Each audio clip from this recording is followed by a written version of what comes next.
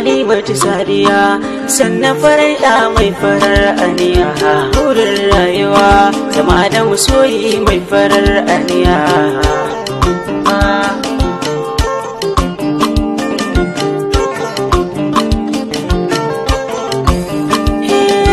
gonar auduga na fahimta akwai ta da murmushi